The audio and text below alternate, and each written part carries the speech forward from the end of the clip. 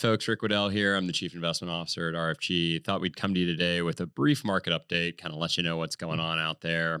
S&P 500 right around 5245 as we speak. And that's really been in that kind of range for about the past 2 weeks, right? What you're really seeing is the market starting to grapple a little bit with the shape of the interest rate curve and whether or not interest rate cuts are really forthcoming, how fast they will be coming. So we want to sort of spend a little bit of time on that today to help explain that. You know, the 10-year Treasury, by the way, right at about 4.32% as a yield, which is pretty comparable, maybe towards the higher end of the range since the beginning of the year, but certainly well off its highs from about October, late October of last year. To really understand why that matters, we have to do a little game called What's a Dollar a Year from Now Worth? If I have a dollar a year from now and interest rates are 0%, then that dollar a year from now is worth a dollar today because I can take a dollar today, invest it at 0%, and a year later, I will have $1. If interest rates then subsequently rise to 10%, that dollar a year from now is really only worth about 91 cents today because I can take 91 cents today, invest it at 10%, and a year later, I'll have a dollar.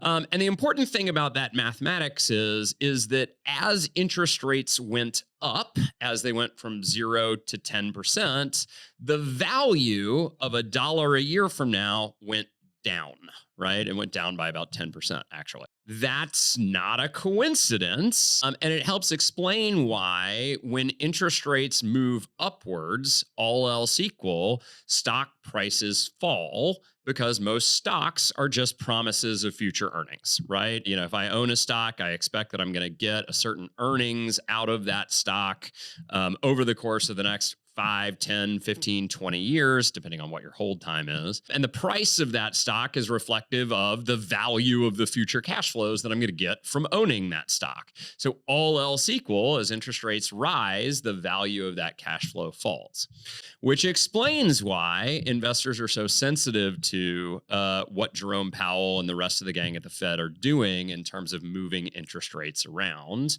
And it also explains why for the past couple of weeks, all eyes have been on the Fed to say, okay, what is your path for short-term interest rates? Short-term interest rates right now are at about 5.5%.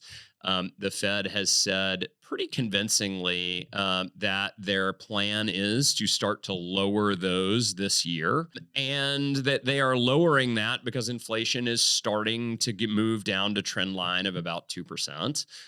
It's not quite there yet, but the Fed believes that they should go ahead and start to lower a little bit preemptively so that we get down to 2%.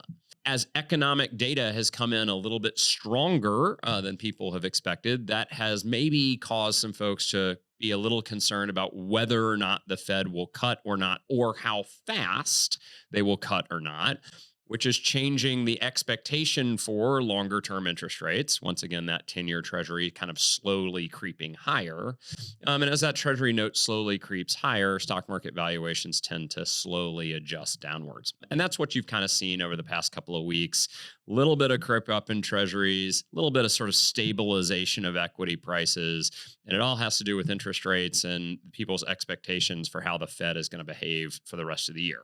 How will they behave for the rest of the year? Well, that really depends on how strong the economy is and how hot inflation becomes and how long do they have to leave interest rates at 5 or 5.5% in order to get that inflation under control, which is something we're going to have to see. Nobody really knows. Although I would point out that all else equal, a strong economy is a good thing. So, you know, the fact that unemployment is still low, consumer spending is still high, is generally a good thing for markets, for unemployment, for all of your portfolios. So not something that I'm wildly concerned about in the same way that we were concerned in sort of 2022 as interest rates were rapidly rising. This is really more of a question of how fast are they going to fall. So with that, as always, if you have any questions, please feel free to reach out to myself or to your advisor. I hope you're having a great day, and I look forward to talking to you again soon.